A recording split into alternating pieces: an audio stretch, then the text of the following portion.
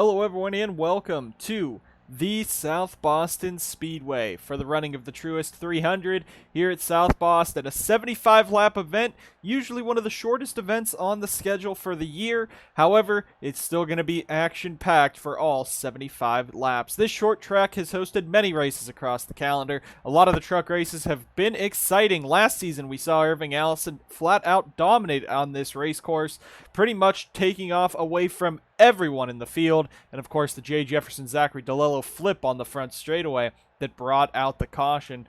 Near the end, it did not stop Irving, however. Anyway, got a lot of faces up front, and this face is important. Steven Wallace Jr. Back in Season 3 of the Mountain Dew Custom Series, he won his first and only NSDCA event here at South Boston. Now he comes back 4 years later trying to reclaim that crown and take a truck win for CFRO. The team only has one win in the Crown Royal Truck Series, that being Logan Bradley, who starts on the outside of him for Zachary Racing, of course, at Daytona when he won that 3 years ago. And his teammate, Steven Wallace Jr.'s teammate for this weekend, ONIACK, starts this truck in third. The other teammate, Patrick Smith, you see all the way at the top of your screen, starting this race dead last and 40th. But Cloud Foster Racing Operations has a strong chance that they could win this race, and especially for Steven Wallace Jr., could turn his career around. Eli Bright's season, horrible. Bright has 4 total points. A 29th place finish at Daytona is the only position inside the top 30 he's finished this year in either the Trucks or Cup Series. This could be the big day to turn his season around, but even still, we're 2 races in out of 20. He doesn't have a lot of time to come from 35th in points to contend for a chase berth. Looking further back, you got Gatlin Downey, Jose Perez, Alex Fletcher, and look at the 89 Shepherd Racing. Gets Brandon Morris back in the truck after he ran this truck full-time last year. He rolls off in the 10th position today for Shepherd. What a story we could see for that team. And there is your points leader, Eric MONACO. He has 88 points on the season, 13 up on Austin Johnson, 14 up on EAVES, 18 up on Perez, and 23 up on his teammate alongside him, Daniel Kobza. Anjado has been the team to beat this year as Vince Freeze, and, well, not Vince Freeze, he's for North Border Motorsports, but Vince Freeze was just barely able to hold off MONACO last week at Auto Club, and a few weeks ago at Daytona, of course, it was Kobza and MONACO pushing Jesse Turner to the race win. Anjado looking to possibly win yet another race this season. There's your second place in standings. Austin Johnson back there, Zach Rogers. Kyle Vaughters making his first truck start of the year for KGM, as he is now a DPDS driver for Anjado. There you see Irving Allison in the 78 as well. Antoine Smith further back, Kyle Corbett. And at the very back, Alex Peters with a pretty horrible qualifying start. 38th quickest only for the 45 team. And being here at South Boston, if we go back up to the front, you see they're all stuck together and as close as they probably will be. And that's still about a fourth of the track behind. Once this race goes green, you're pretty much restarting on the back straightaway if you're Patrick Smith, Alex Peters in the back. So those guys are going to have to drive quickly to not get lapped here at South Boston. And this track is famous for being pretty much the only track we see lap traffic at that's not really from crashes. The Truck Series and Cup are definitely longer races. You have the pit stops. You could see the slower trucks kind of fade out from there real quick. But here, it is very quick to get lapped. You have pretty much 15 to 20 laps before these leaders are in that backpack and making their way through. So up front, you want to try to pull away as quick as you can, build up a gap before you see the lap traffic, and in the back, you want to get out of there as soon as possible. We're ready to go racing here at South Boston. The Truist 300 is ready, and it's going to be 75 laps at this very small short track. We're excited. Let's go ahead down trackside for the fans to fire the engines here at South Boston.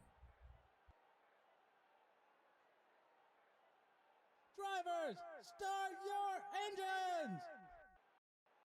With that, the engines are fired. We're rolling off for these 75 laps here at South Boston. CFRO at the track that they've been successful at. CFRO ran very well when SWJ wins. This is his best track on the schedule. He's looking to put this truck back into victory lane You got 40 drivers, of course. It's a lot of cars for as close quarters of a track this is. The only track on the top 2 series schedule that's under half a mile.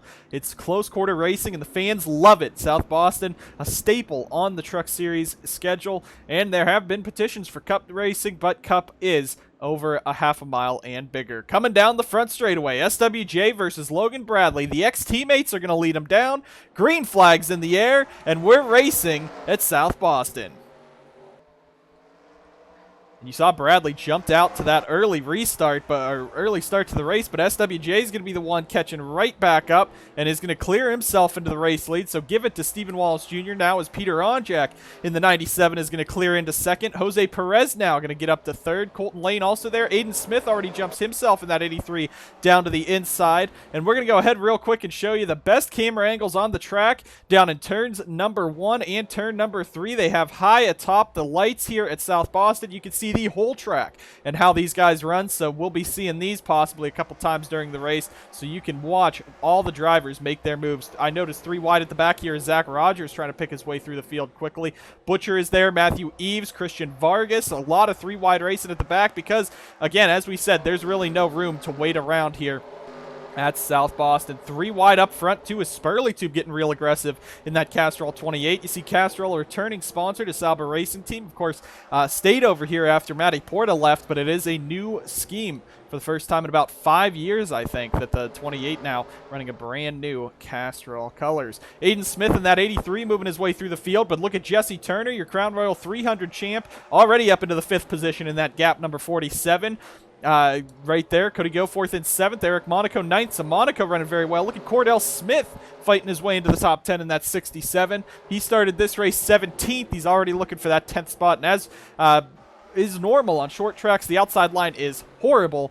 And as you see, most of the guys that are on that inside line that started this race on the inside line are the ones pulling away. But it is SWJ and Logan Cloud, or not Logan Cloud, Peter ONIACK, the 2 pulling away for Cloud Foster Racing Operations. And these 2 might be the ones fighting up front. ONIACK, again, brought into this team to try to give them a boost in the season, try to get some kind of momentum back for CFRO after he came up so close to the championship last year. And honestly, he's still putting up a championship caliber performance this year. 16th in points after the first 2 races. Right now running 2nd. If he gets a top 5, that could put him possibly into the chase as well with teammate Steven Wallace Jr., who's currently 22nd in points, but right now out in front trying to win his first Truck Series event. Going to see a flyby here just to see how the field is. Top 5 getting single filed out. And there is the big pack, and that's really what it is. You cannot pull away at the back because there's just so many cars, you really can't go anywhere.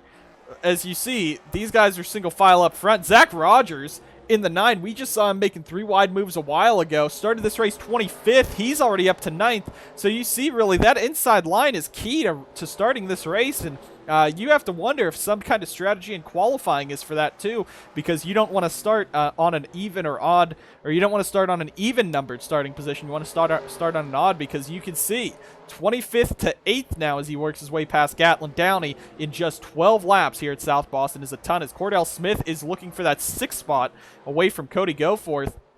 That's 2 part-time drivers in this series and full-time trucks for BGM and TRD as Cordell Smith moves his way on up. Morris is there. Antoine Smith as well. Started this race 31st. He's up inside the top 10. And that's really what it is. You start on the inside, you gain a ton of spots. Alex Peters did not start on the inside, but he started at the back. Let those guys go around him. Jump to the bottom. He's now into the 23rd in that 45 truck. But you still got to be quick to be able to make those spots up. As you see Vince Freeze, Matthew Brown at the very back of this one.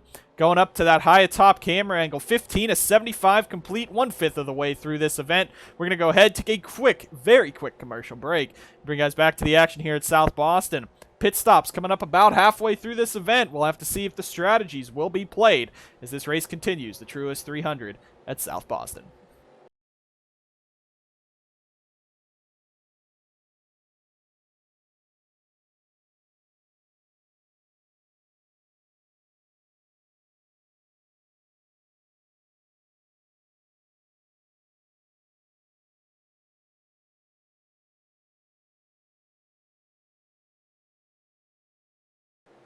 Back live here at Sobo. 3 wide a bit further back. You see Patrick Smith working to the inside of, I believe that was Kyle Corbett back there. Up front as the leaders come through 3 and 4. You see the 98 and 97 still pulling away. The 47 starting to catch up to the 35. And up front kind of spread out, more single file as they move to the back where it gets more packed up. But you got all these guys still trying to race. And as we said, about 20 laps into this, you start getting into lap traffic. And that's what SWJ could be looking at right now as he is chasing down the back half of this grid. Benedict Mirdo III looks to be the one in 40th. And that 61 was a very late entry that knocked out both of the Simtech Racing Incorporated trucks.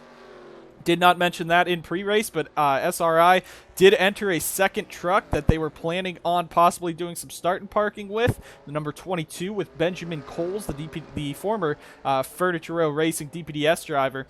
Those two both DNQ'd this weekend, and the 61 of Benedict Mirdo did make the show as you see that GDI truck further up. Jesse Turner's moved his way into third. In the 47, the affectionately known Gap Druck in the 47, as it's the Jeans truck there, that nice paint scheme for Gap, as he's moved his way all the way up to the third position. And look at Zach Rogers again. We mentioned it before we went to break. He is all the way up into the 6th position after starting this race near the back. Great run right now for TSR, as they got 2 trucks up front, including Eli Bright looking for his first really multiple points race of the season. Again, he scored 3 points at Daytona, and that was it for the 8 truck, as he had a pretty poor finish that time around. Antoine Smith also charged his way through the field, still winless in the top 3 divisions, actually still winless in his entire career, unlike Cody Goforth, who, of course, has a Red Bull Short Track Showdown win. Antoine has nothing, but he's had some great consistency, great performances, and just like Cody Goforth, maybe if this if caution comes out and you get a restart real quick before the lappers get in, that could be big as CSWJ on the back of the 61. The NSDCA, of course, you've seen in the Trucks and Cup Series. They have a few rules this year for caution periods with lap trucks. You got the wave around if you're in front of the leader when the caution flies, or after the caution flies, you know how they get on pit road, and the leader will always be the one starting at the front of the field. That is the same. The free pass rule, Fago free pass rule, gets the highest running lapper back on the lead lap. That is still here, but they did not do the rule where lappers will be sent to the back. They concluded that it was way too dangerous to see a battle for the lead now. SWJ can't get around John Dilks, and that's going to allow ONIACK to get to the inside of him as they go side by side for that race lead. And it will be Peter ONIACK in the 97 taking the lead away from SWJ as he fights on the outside, and that's what we had to say. You want to pull away as fast as you can from the rest of the field before the lap traffic hits, because you could be screwed by a wall, basically. 5 trucks in front of him. And look at Logan Bradley. What happened to him? That outside line is really killing him, because he started this race second, and he's now about to go a lap down in the 38th position. So a horrible day for the 57 truck of Logan Bradley. But as we were saying, lappers are not instructed to go to the rear of the field, rear of the line at South Boston. This track is way too narrow, way too tight, and we've seen they believe that the only way you'd be able to do that is extending the caution period by a large margin, and then but basically all the lap trucks would have to stop on track, and they don't want stopped cars on track during pace laps, so that is why that is not happening here. But if we do see a caution, the first driver 1 lap down will get that spot back, get their lap back, as SWJ's going for getting his spot back. We're only a few laps away from pit stops too. The fuel window here is about 38 laps, which is basically halfway through this event, so green-white checkered screws them all. But here we go for the race lead. Steven Wallace Jr. looking back to the inside of ONIACK, and he's going to take it away in the 98 truck as the lap traffic is playing with him. And you also see Jesse Turner has caught up a good few spots there in that 47. He's now right on the back of team boss Peter ONIACK. Now that could be the battle for second, as Jesse Turner's looking to put himself already at 2 wins on the year. But a great season for Jesse Turner as well. 6th in points, even though Auto Club didn't really go his way. He has that win at Daytona, and now a top 5 run here at South Boston could get him big time. The other scary thing about South Boston, this track is so tight, pit road is a bad place to be on green flag pit stops. You see as they come out right there, there's the exit, and here's the entrance coming off of turn number 2. Meaning, if there's guys coming in and coming out, there's going to be a collision. And that's the scariest thing we have here. And that's why, really, the NSDCA does not want the Sundrop Cup Series to go to tracks smaller than half a mile. And there you see now ONIACK, Bradley are coming in, so we're going to go ahead and pause the camera right there. Aiden Smith coming in, Morris coming in.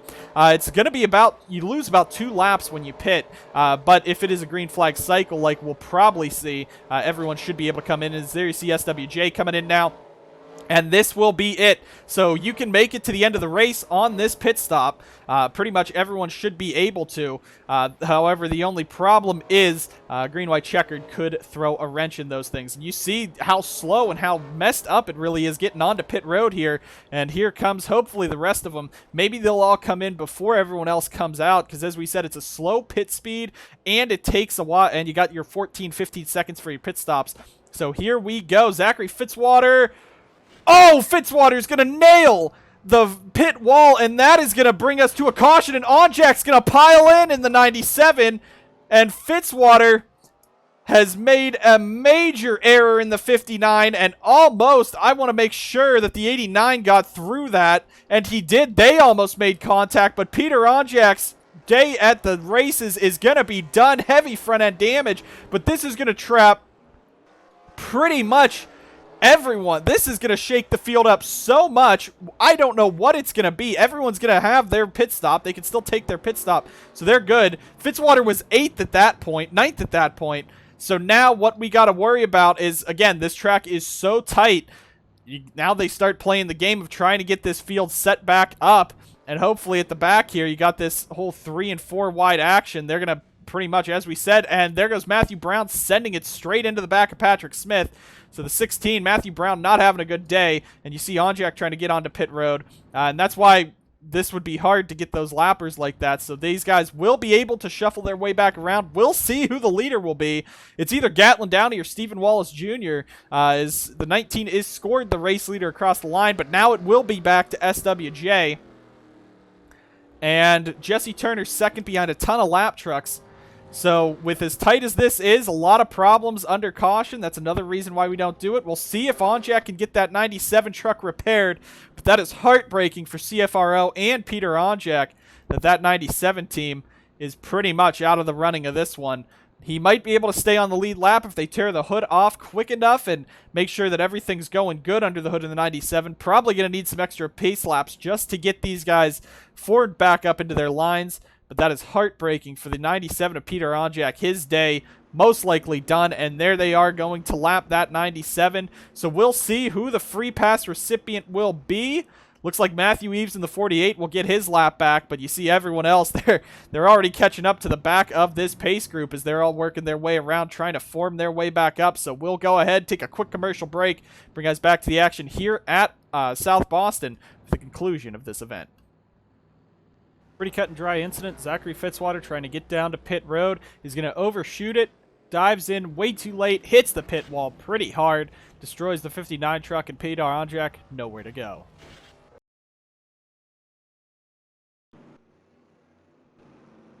Coming back to the green this time by 45 of 75 complete, 30 laps to go. The field is all set up. Matthew Eaves received the free pass. Priya McShane also retired the car under the yellow flag. 22 cars on the lead lap. SWJ leads them down. We're back racing at South Boston. Now what you got to do, as we said, this track is way too close. The field cannot really realistically put all the lappers to the back, especially with how many there are. So the NSDCA announced before this weekend started that they would not do that in their running. So the fans and drivers did know that this would be happening. So it will be pretty much classic South Boston, where the lappers will be the big factor. But now Jesse Turner trying to chase down Steven Wallace Jr., who is out in front in that 98 truck. But you got 2 ONIACK Auto trucks behind him. Daniel Kobza trying to get his lap back, a very fast racer himself. And Jesse Turner in the 47, second in this race. Looking at the field, though, a little further back, there's Jose Perez. He's 3rd. Zach Rogers in the 9 is 4th. Riley SPURLYTUBE, well, SPURLYTUBE's now 4th. SPURLYTUBE's 4th. Moore is 5th. 6th is Rogers. There's the battle for 7th between Hagen and Bright, and pretty much the rest of these guys are mostly on the lead lap. Benedict Mirdo is not, I don't believe. Patrick Smith is, so Smith, another driver who's gained a ton of time, up to 17th. But this could be it right here in this 98 truck. Steven Wallace Jr. possibly on his way to a victory. 25 laps to go, still a long way in this one. And Jesse Turner has been flying through this field, and 25 laps to go. That means you're hitting lap traffic, especially though, because caution is out. No, caution is not out. That was a caution light that I saw by the flag stand. But if you look at this right now, Daniel Kobza is catching Steven Wallace Jr. back there in that 98 truck slowly, but already you're half a lap down to the leaders, and we just restarted a little bit ago. They will catch the lappers much quicker than they did in the opening stint, so that means SWJ is not out of the woods yet, especially with how lappers can change this race as this race goes on. But it is Jesse Turner chasing him down in second, and Daniel Kobza even, he has no reason. In the NSDCA, lappers have no problem with fighting you for a spot, fighting you for a lap back, and that is welcome. Just because you have the free pass, just because you have the wave around, doesn't mean you can't fight the old-fashioned way and get your lap back fighting, and that's what Daniel Kobza is going to try to do. One, because he wants his lap back, and two, you got Jesse Turner, a teammate back there in that 47 that's pretty much counting on you at this point to get on up there. There you see Mirdo in the 61 having a pretty bad day. RER's duo now of Gatlin Downey and Gunnar Matheson, both on the lead lap fighting for top 20, so at least one of them is going to earn some TUP for the RER team. But Steven Wallace Jr. out in front looking for his first win of his Crown Royal Truck Series career at the track that could be his best, and he could finally be one of the drivers that has won multiple races in multiple series at the same track, just like Jacob Edson, Diego Yepes, and others in the NSDCA. Kobza really sent it in there going up, so the best case for this right now is Kobza, either he gets up there and passes Steven Wallace Jr. and gets his lap back and starts moving through the field, or he lets Jesse Turner by and lets Turner go at it with SWJ. But here we go. You're seeing the back of this pack, and as we said already, now it's down to just a straightaway between the race leaders and the tail end of the field. There you see the bright red truck is SWJ. Turner right behind him. SPURLYTUBE. Look at Riley SPURLYTUBE in that 28 truck, moving his way up to third for that 28 team. Sauber Racing Team looking for a great run today. And give a shout out to Larry Hagen in the 25. He's flying out here from California, of course, the Cup race, and he's put this KGM truck up in fourth. Now, again, this whole starting order, this whole running order, a lot of them are jumbled up because of that pit stop and Fitzwater crashing in the middle of pit stops. But that is some great pace, great speed by the KGM truck, as he's fighting right now with Vaughters, who's a lap down in 26th, but Larry's up in fourth.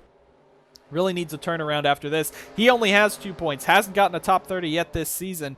He sits tied pretty much for 37th in the point standings. SPURLYTUBE fighting Bradley back there. Now Turner, as we said, Kobza should either let Turner go by or get by the 98 himself. He lets Turner by, and now we have a race for the win as Jesse Turner is closing in on Steven Wallace Jr. And as they catch up, you see Mirdo at the very tail end of that, and there's the leaders just coming on by. So SWJ's not out of the woods yet in this 98 truck. Might have to fight Jesse Turner for this win, whether it be lap traffic or not. The 47 is right on the back of the 98, and here we go. We got 12 laps to go at Sobo.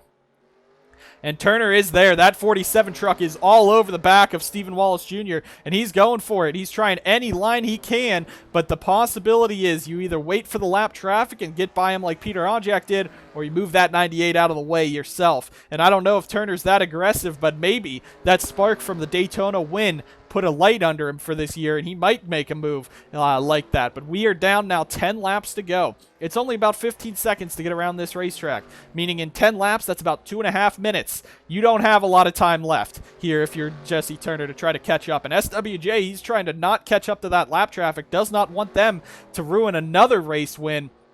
But that's the name of the game when you come to short tracks, especially when you come to South Boston. On a green flag run, it's not very long until you catch the back of that pack, but that's why this track is so unique, so special. You can see a lot of issues and a lot of good racing out at this course. Steven Wallace Jr.'s dominated this race. You see Kobza now really going to catch back up to Turner. It looks like there might be some team orders there for Kobza to get back up there and try to fight SWJ. Now it looks like Turner did not have the momentum for it, but Kobza goes back to the bottom. They'll see if that 44 can now catch up to the 98, as we're down now about 7 laps to go this time by, and it's all the CFRO number 98, the Gordon Food Services Dodge Ram out here for Steven Wallace Jr. looking for his first win in the Truck Series, first win in 4 years, second win in South Boston, and As we've said multiple times this year, this could be his last season of competition in the 98 truck and in the 65 in the Cup Series. He does not know yet what the future will hold for that 98 driver, but right now this could change everything if he comes home in 5 more laps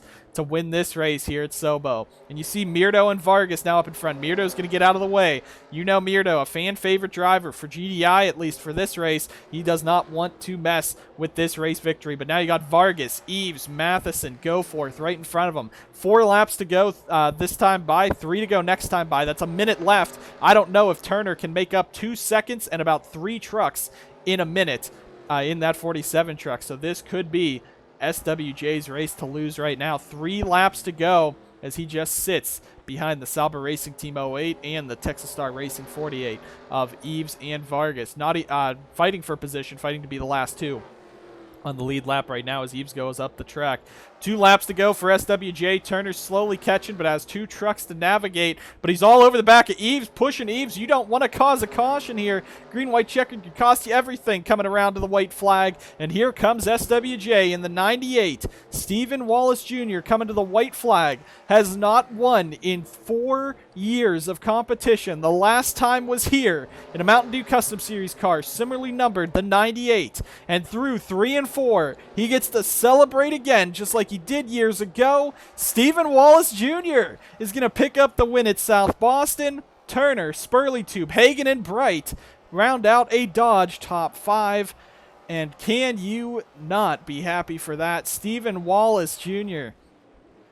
now becomes yet another driver who has won the same track in multiple series, just like Jacob Edson at Las Vegas, Diego Yepes at Michigan. But this one's going to be a whole lot sweeter. It's been a long time coming, and CFRO back on top. Steven Wallace Jr. dominates this race. And heck, I don't think even with ONIACK getting that crash damage, I don't think anything would have changed anyway. He was contending with ONIACK that whole time. He came out ONIACK came out and was basically in the same position he was. SWJ most likely would have came out similar to that. Might have been fighting for the win. Might have been a better battle for the win.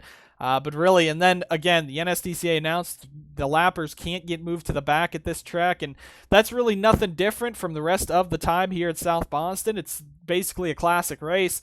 The lappers really play a factor in that, and the 98 comes out on top.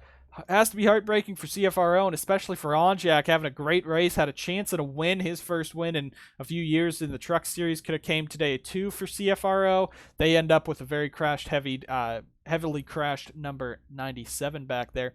Give a shout out to a couple other drivers. Brandon Morris coming home 6th for Shepherd Racing. Zach Rogers 7th after starting this race, 25th in that 9 truck. Aiden Smith holds on to a top 10. Austin Johnson started 23rd. He comes home 9th. You also had Cordell Smith up here. Antoine Smith from 31st to 14th. A lot of drivers in this one at the end. 20 stay on the lead lap at the end. We had 5 trucks out. Benedict Mirdo III also took the 61 behind the wall. That's heartbreaking to see. But that team, that is the Jose Perez 35 backup truck that they just repainted to the 61 wrap. Took everything off and just slapped the 61 on it. So that was a very late entry to this event. But it is Steven Wallace Jr. getting his first win in 4 years at South Boston for CFRO in the 98. Not much has changed in those 4 years, except his now winning equipment there in that 98 truck. We head out to the Cup race at Willow Springs. We're hoping for that to be a good event. Next week in the trucks is off. I don't remember what the next race in the Truck Series is, but I know next week is off for them as the Cup Series and Mountain Dew Custom Series go to Road America, as the Trucks Road America race was moved into the summer. South Boston puts on a show that we've always seen. A very quick race here, of course, like always at this less than a half-mile short track. We're excited to be coming here for years to come. South Boston giving us another surprise winner in Steven Wallace Jr. Cup Series coming up soon. Mountain Dew Custom Series returns next week with the Cup at Road America. We thank you guys so much for watching, and we'll see you guys next time on the NSDCA.